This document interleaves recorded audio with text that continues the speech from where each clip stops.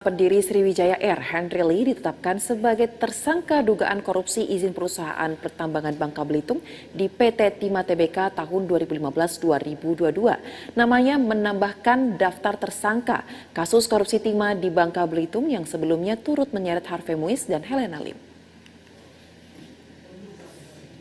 Kejaksaan Agung mengkonfirmasi pengusaha dan pendiri Sriwijaya Air, Henry Lee, ditetapkan sebagai tersangka dugaan korupsi izin usaha pertambangan di PT Timah Tbk. Henry merupakan satu dari 5 tersangka kasus timah yang dirilis oleh Kejaksaan Agung pada Jumat kemarin.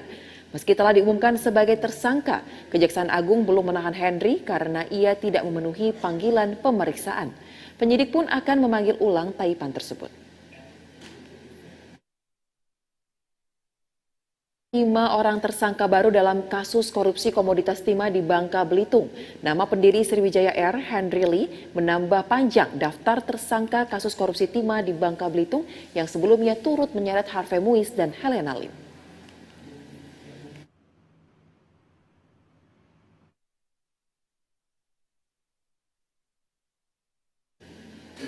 Pemirsa, pendiri Sriwijaya Air, Henry Lee, ditetapkan sebagai tersangka dugaan korupsi izin usaha pertambangan Bangka Belitung di PT Timah Tbk tahun 2015-2022. Namanya menambah panjang daftar tersangka kasus korupsi timah di Bangka Belitung tersebut yang sebelumnya telah menyeret Harvey Muiz dan juga Helena Lim.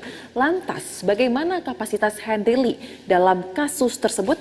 Kita akan tanyakan langsung kepada jurnalis BTV, ada Teresia Silalahi di Kejaksaan Agung Jakarta saat ini.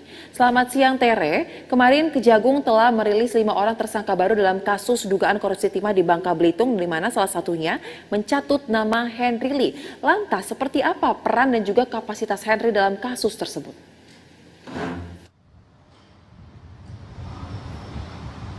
Ya, selamat siang Sosa dan juga pemirsa. Benar sekali, kemarin Kejagung pada tanggal 26 April 2024 sudah menetapkan 5 tersangka baru kasus dari korupsi timah ini. Dapat diinformasikan 5 tersangka baru ini adalah salah satunya pengusaha maskapai Sriwijaya Air, yaitu Henry Lee, di mana memang pengusaha maskapai Sriwijaya Air ini menjadi tersangka atas dari 271 triliun yang kemarin sempat juga didapatkan oleh Harvey Muiz yang merupakan istri dari Sandra Dewi. Dapat diinformasikan bahwa kalau kita tarik ke belakang, sebenarnya sudah ada 2 pemanggilan, Sosa dan juga pemirsa. Pemanggilan pertama ini pada tanggal 29 Februari 2024, di mana statusnya masih dalam saksi begitu. Tetapi untuk pemanggilan kedua ini, yaitu pada tanggal 26 April maksud kami 2024 ini, di mana memang kemarin ditetapkan sebagai tersangka. Ada 13 saksi yang sudah dimintai keterangan terkait kasus dari Henry Lee ini, yang di mana memang menyatakan bahwa ada alat bukti kuat bahwa Henry Lee ini menjadi tersangka. Dan ada selanjutnya 4 yang lainnya ini merupakan, satu diantaranya adalah adik dari Henry Lee, yang dimana ia merupakan marketing dari PT TIN ini juga terkena begitu, dan juga 3 lainnya adalah pejabat dari ESDM.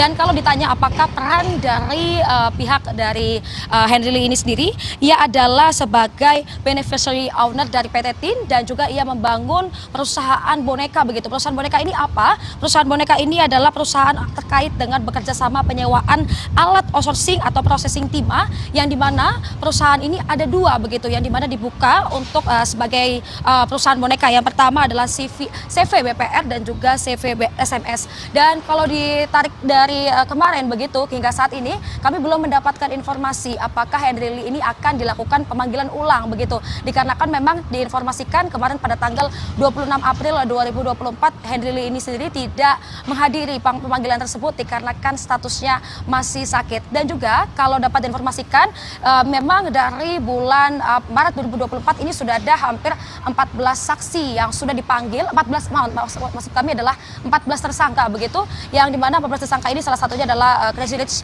Helena Lim, dan yang kedua adalah Harvey Muiz yang merupakan suami dari Sandra Dewi. Dan memang untuk pemanggilan selanjutnya yang kedua ini ada 5, itu artinya sudah ada 21 tersangka yang sudah ditangkap oleh Kejagung, yang nantinya kita masih menunggu apakah pihak dari beberapa yang masih belum dipanggil ini akan ditangkap begitu. Dan dapat diinformasikan juga memang sudah ada 158 saksi yang sudah dimintai keterangan keterangan dari korupsi timah ini, di mana merugikan negara sebanyak 271 triliun. Dan saudara dan juga pemirsa, kami juga saat ini sedang berada di Kejagung. Kami tadi mencoba untuk menghubungi Kepala Pusat Penerangan Hukum Pak Ketut ini belum mendapatkan informasi yang lebih jelas begitu. Saat kami tanyakan kapan akan dipanggil ataupun ditangkap Henry Lee ini sebagai tersangka, jawaban mereka adalah masih menunggu dikarenakan status dari Henry Lee ini masih dalam keadaan sakit. Jadi kita pemirsa masih menunggu kapan untuk Henry Lee ini akan dipanggil, tetapi pastinya pihak dari Kejagung sendiri sudah mengatakan jika nanti ada tanggal yang pas dan Henry Lee ini sudah sehat, pihak Kejagung akan merilis kapan untuk penangkapan tersangka tersebut. Kembali ke Anda, Soza. Baik Teresia, kami akan nantikan bagaimana update terkini dari pengungkapan kasus korupsi di atau komoditas timah yang berada di Bangka Belitung. Terima kasih atas laporannya jurnalis BTV Teresia Silalahi dan juru kamera Eko Miyadi langsung dari Kejaksaan Agung Jakarta Selatan. Selamat kembali bertugas.